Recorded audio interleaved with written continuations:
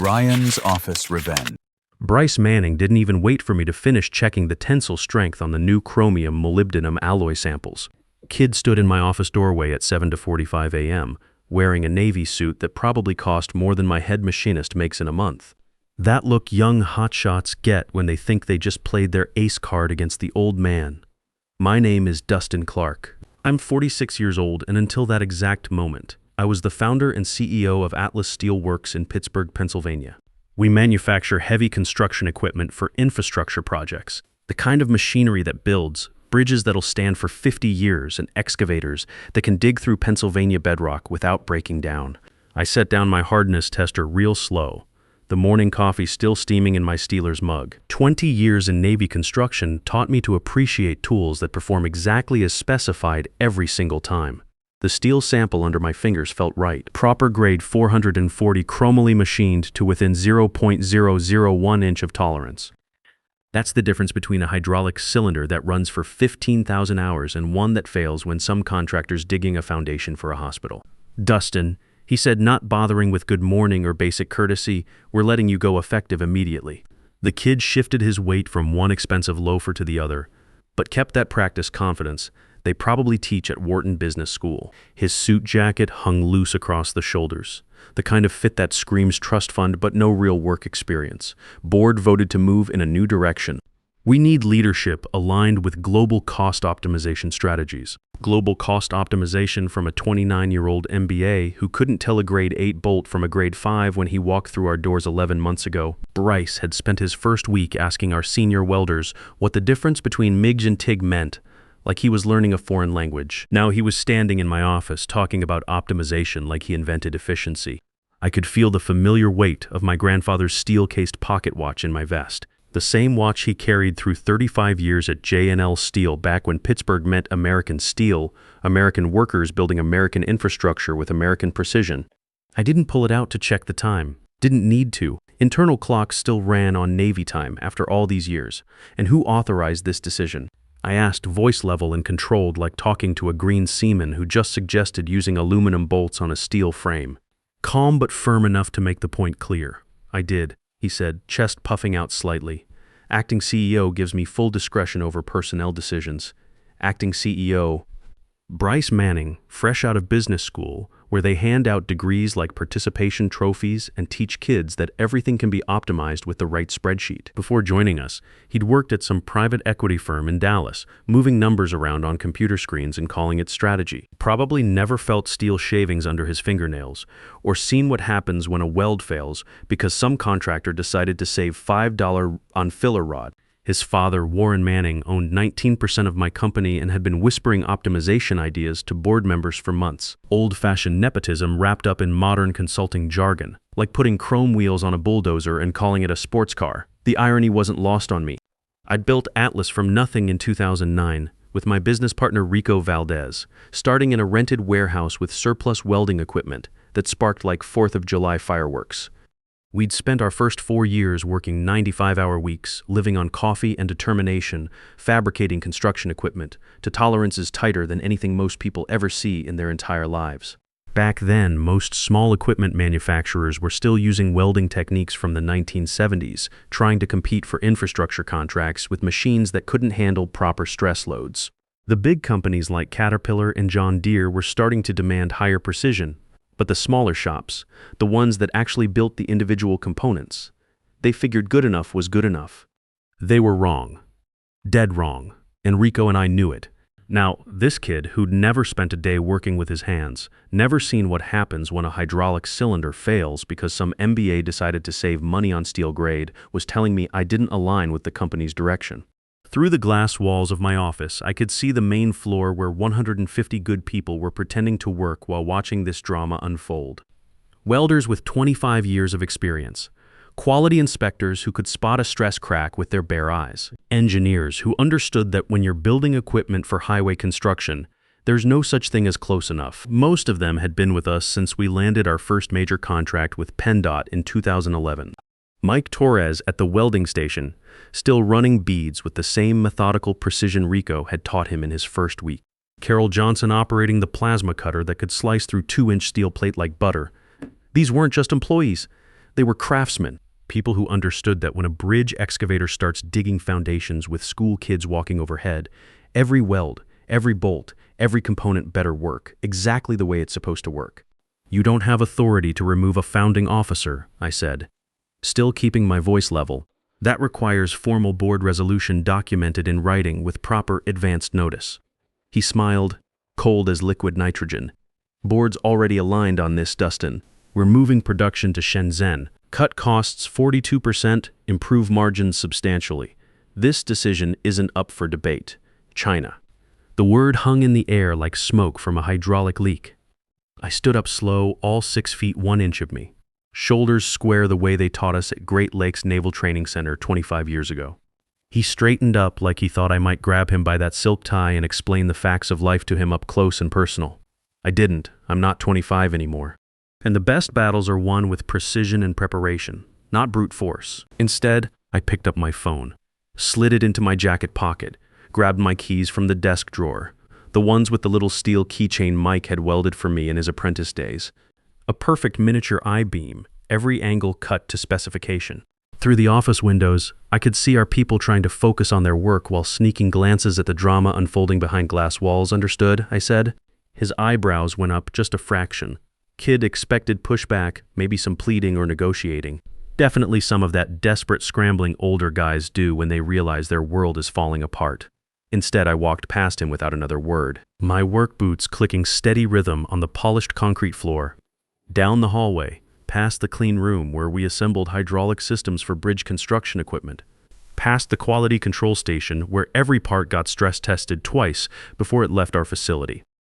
Past the break room where someone had posted our latest DOT safety certification, the kind of paperwork that took months to earn and could disappear overnight if you started cutting corners. The elevator felt slower than usual. That weird time distortion that happens when your whole world shifts underneath you in the space of a coffee break. Not that I was panicking. 20 years maintaining CB construction equipment teaches you to stay calm when critical systems start failing. And I had a strong feeling the situation was about to get very interesting indeed. I walked through the lobby without stopping, past the display case with our company awards and infrastructure project photos. Betty Morse at the front desk looked up with concern in her eyes, but I just gave her a small nod and kept walking. No point making a scene or getting folks worked up. Not yet, anyway. My Silverado was sitting in the same reserved parking spot it had occupied for 14 years, right next to the employee entrance, where I could watch my people come and go every day. Good folks who understood that precision wasn't just about meeting specifications. It was about making sure some bridge doesn't collapse because somebody decided to save $50 on steel grade. I got in, closed the door, sat there for a moment with the engine off and my hands on the steering wheel. The parking lot was quiet, except for the distant hum of our welding equipment through the building walls and the sound of construction trucks rumbling past on the parkway. That's when I opened my laptop bag and pulled out the Dell that had been my constant companion through every major business decision for the past decade. Connected to my phone's mobile hotspot and waited for everything to boot up. Took maybe 40 seconds, long enough to watch a pair of hawks circling over the industrial district. First thing I pulled up was our corporate charter, the original document Rico Valdez and I had drafted at a Denny's on Carson Street back in 2009. We were both living on disability checks then, trying to figure out how 2 Navy construction guys could turn military precision into civilian paychecks. The coffee had been terrible. The fluorescent lights were flickering, but we'd written the foundation for everything that came after. I scrolled down to Section 7, subsection D highlighted in blue because I'd marked it 19 months ago when Rico told me he was ready to retire to Florida and spend his golden years rebuilding classic Camaros. No founding officer may be removed from their position without a 2/3 majority vote of the board of directors, documented in writing and delivered with 45 days advanced written notice. Bryce hadn't given me 45 days. Hell, he hadn't given me 45 minutes. I took a screenshot of the relevant section, opened a new email, and typed in the addresses of all 8 board members. Subject line: Charter violation requires immediate review. Body text, 1 sentence. Section 7D requires your immediate attention. Emergency board meeting tomorrow, 8:30 a.m. sharp. Hit send and watch the message disappear into cyberspace. Then I opened the file I updated religiously every quarter, the one that tracked every single share of Atlas Steelworks stock from the day we incorporated. Every transaction, every option exercise, every share bought, sold, or transferred. The digital paper trail that told the real story of who owned what in this company.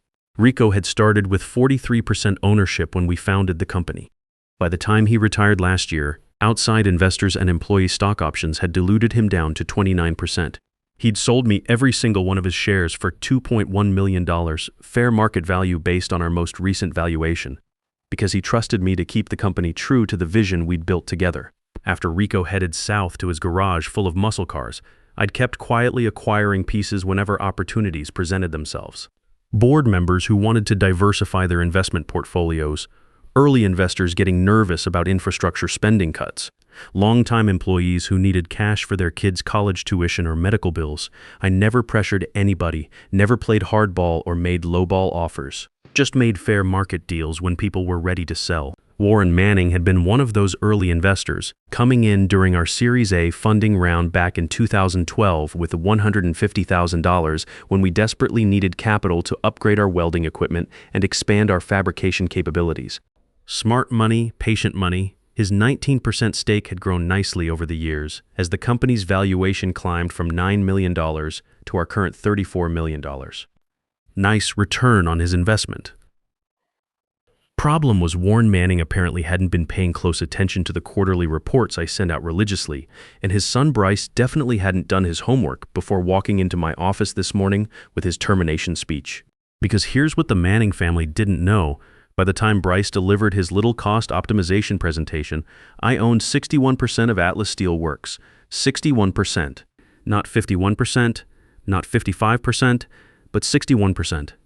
In the world of corporate governance, anything over 51% gives you controlling interest. 61% gives you the power to do pretty much whatever you want without asking permission from anybody. It's nuclear-level ownership in a company that specialized in building equipment strong enough to move mountains. I stared at that number on my laptop screen for a long moment, then closed the file and started the truck. My phone rang before I'd even backed out of the parking space. Linda Frazier, my attorney since day one. She didn't waste time with pleasantries. Never had, which was one of the reasons I'd kept her on retainer for 15 years. Just saw your email. What happened? Bryce Manning fired me this morning, I said, putting the phone on speaker while I navigated out of the parking garage. No board vote, no documentation, no advance notice. Just walked into my office and told me I was done. That's bold and stupid.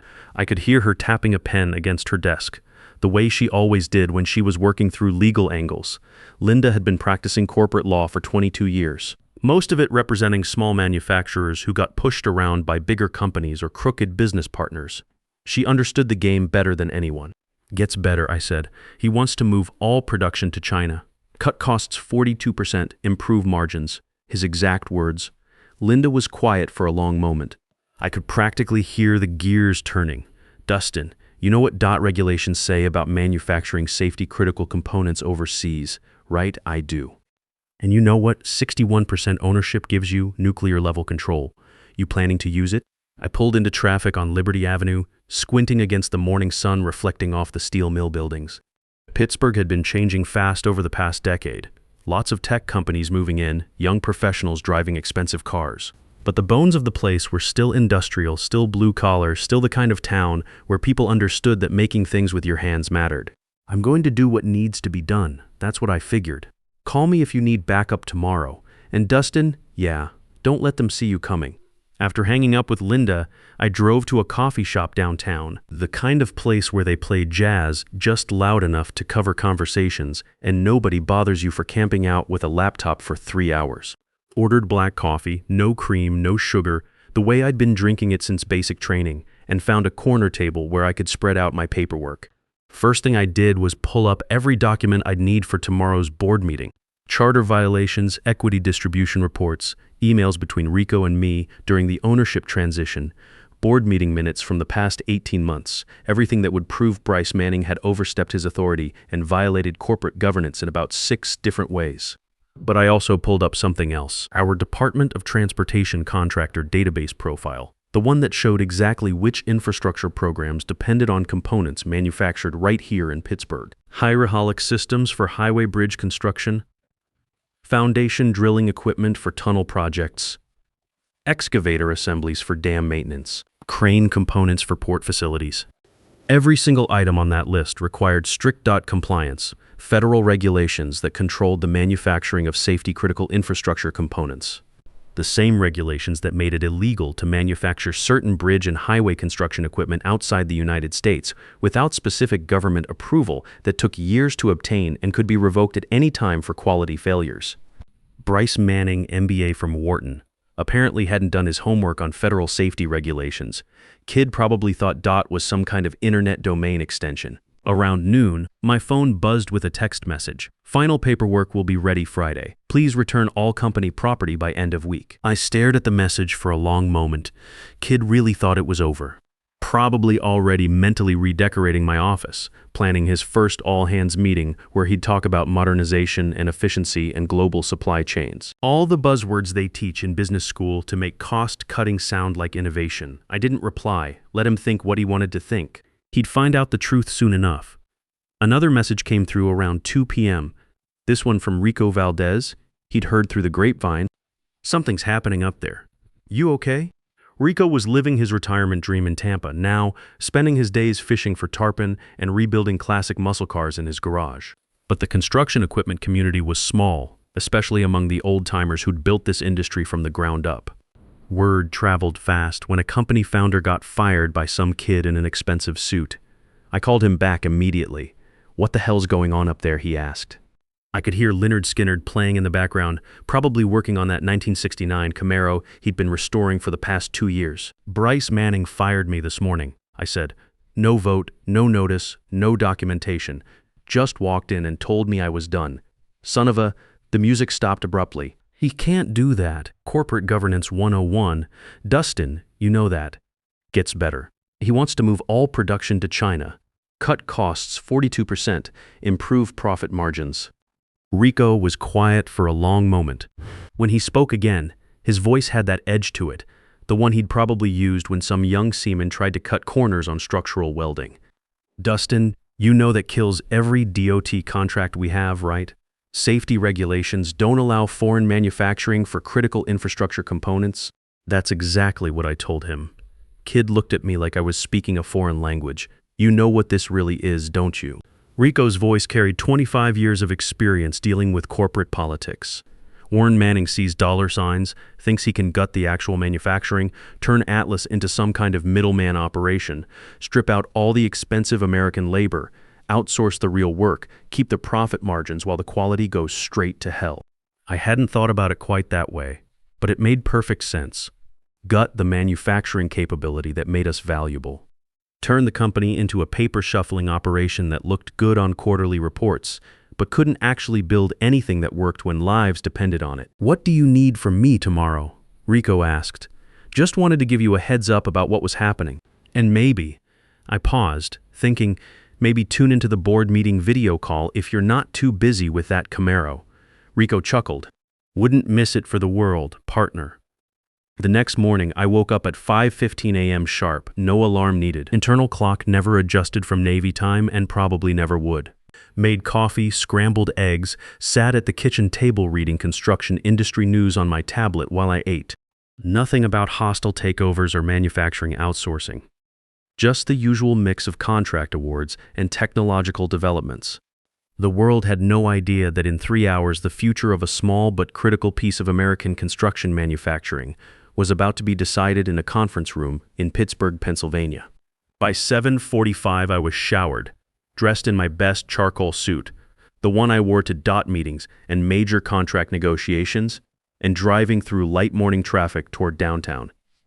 Conference room B was already occupied when I walked in at exactly 8:30 a.m. Bryce sat at the head of the table like he owned the place. Expensive gray suit, gold watch that probably cost more than most of our welders made in a month. Warren Manning sat to his right, stone-faced and formal in the way wealthy men get when they think they're about to close a profitable deal. The rest of the board was scattered around the table. Rico Valdez video calling from his garage in Tampa, wearing a Lynyrd Skynyrd t-shirt and looking like he'd rather be working on his '69 Camaro.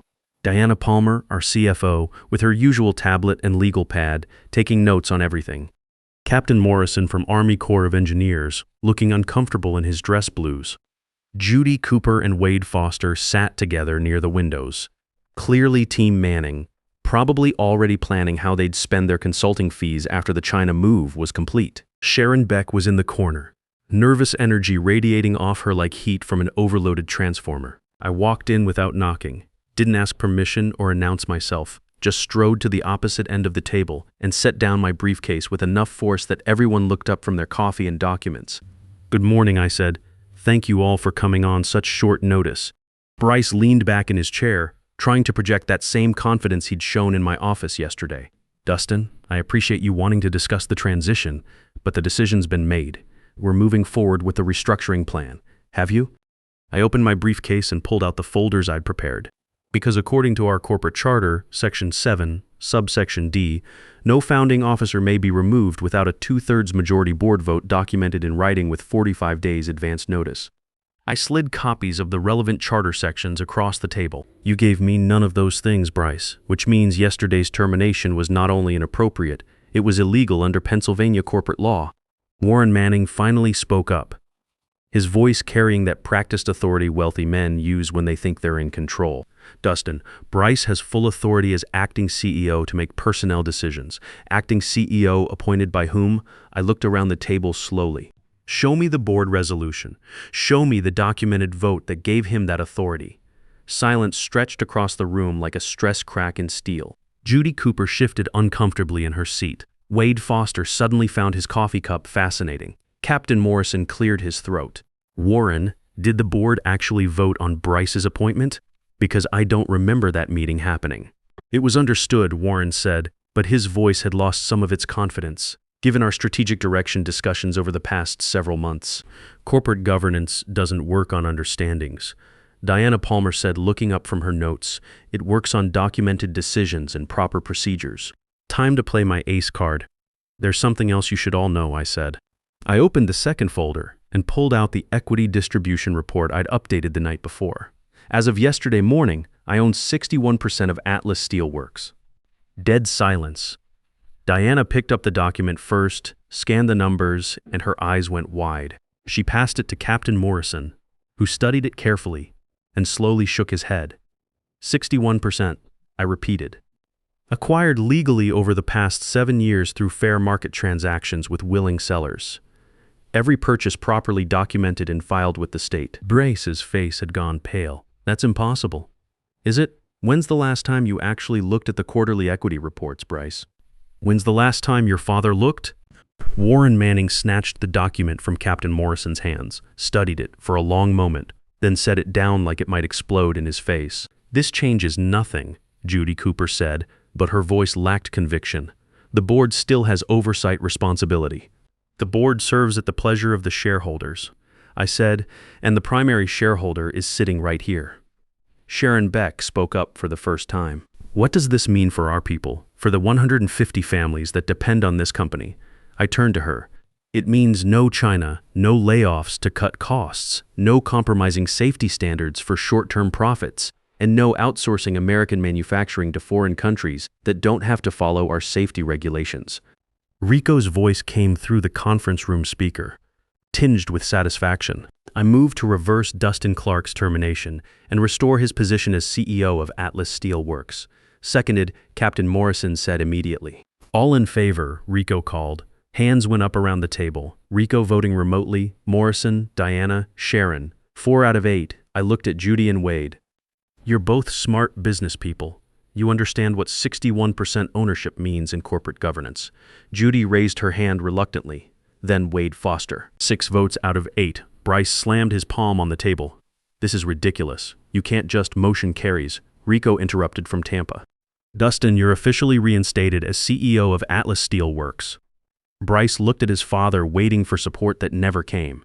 Warren Manning was still staring at the equity report like the numbers might change if he looked at them long enough. "Fine," Bryce said, standing so fast his chair rolled backward and hit the wall. "Keep your little company, but you're making a mistake. Manufacturing is going global, whether you like it or not." Maybe I said, checking my grandfather's steel-cased pocket watch, but not on my watch. He stormed out, leaving the conference room door standing open behind him. Warren Manning followed a moment later, pausing only to look back at me with something that might have been respect mixed with resignation. 2 months later, I was back in my office when Linda Fraser called with news I'd been expecting. Warren Manning wants to sell his remaining shares, she said. All 19%. His lawyer called this morning. What's he asking? $6.1 million. Fair market value, no hard feelings. I leaned back in my chair, looking out at the shop floor where our people were fabricating components for a new highway bridge project we'd just landed. If I bought those shares, I'd own 80% of the company, enough to ensure no outsider could ever threaten what we'd built again. Make the offer, I said. 3 weeks after that, my son Jake called from Penn State, where he was finishing his mechanical engineering degree. Dad, I've been thinking about that job offer you mentioned. Is it still open? I watched Mike Torres training a new welder on the TIG torch. The same patient precision Rico had taught him years ago. The kid was learning that when you're building equipment for bridge construction, there's no such thing as close enough, only perfect or failure. The offer's open, I said, but you should know we're not just building construction equipment anymore. We're proving that American craftsmanship and American workers still matter in a world that thinks everything can be outsourced to the lowest bidder. I know, Dad. That's exactly why I want to be part of it. That's when I knew we'd won something bigger than a boardroom battle. We'd preserved not just jobs or contracts, but a way of thinking that values quality over cost-cutting, experience over MBA theories, and building things that last over quarterly profit reports. The union guys on our floor had started calling me Steel Man Clark after word got around about how I'd handled the Manning situation. These were good people who understood that when you're building the infrastructure America depends on, every weld matters, every measurement counts, and cutting corners isn't just bad business, it's dangerous. Sometimes the best revenge isn't getting even, it's simply refusing to let someone else define what your life's work is worth. I learned that day what every man past 40 eventually discovers.